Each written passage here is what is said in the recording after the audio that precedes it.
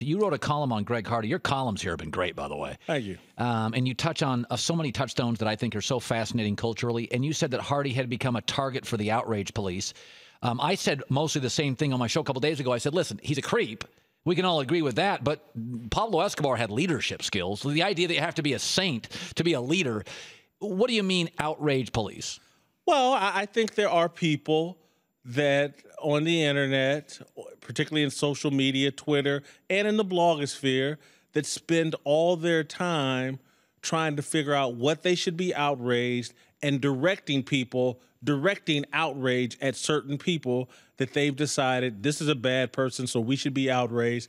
And so I look at Greg Hardy doing pretty much the exact same thing Dez Bryant did a couple years ago, and people defended Dez Bryant and said, hey, look, Tom Brady and Tony Romo throw tantrums and no one says anything. And so they basically played the race card in defense of Dez Bryant.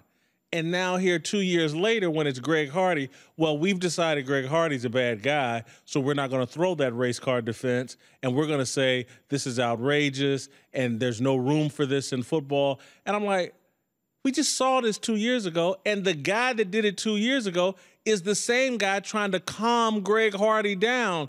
And so I don't think we need to ban Greg Hardy from football to fix this. The Cowboys somehow have made progress with Dez Bryant because instead of being the guy throwing the tantrum, he's now the guy trying to calm the guy down from the tantrum. So whatever they did for Dez Bryant, do that for Greg Hardy, but let's don't, in a game of football, a game of intimidation, of imposing will, let's don't act like that Greg Hardy losing his temper for 30 seconds, 45 seconds, however long it was, disqualifies him as a leader in a group of people who intimidate for a living. Well, you said you grew up, again, I grew up in a boring rural neighborhood. You grew up in a neighborhood where there was action. Who were the leaders in your neighborhood? Were they all good guys?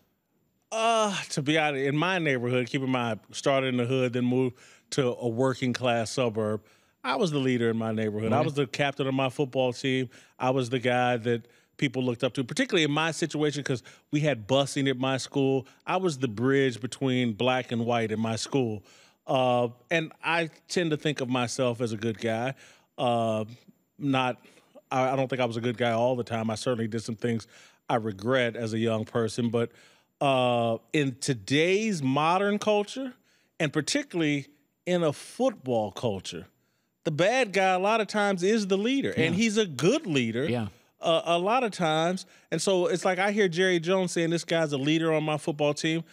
I'm not taking that at face value, but I am aware of the fact Jerry Jones knows far more about the dynamics and the chemistry of that Cowboys locker room than those of us sitting on TV or sitting at a laptop speculating about what makes Tyrion Smith or DeMarcus Ware, I can't remember, Sean Lee, what kind of leadership do they respect? They respect a guy who can make plays and help them win, and Greg Hardy can do that.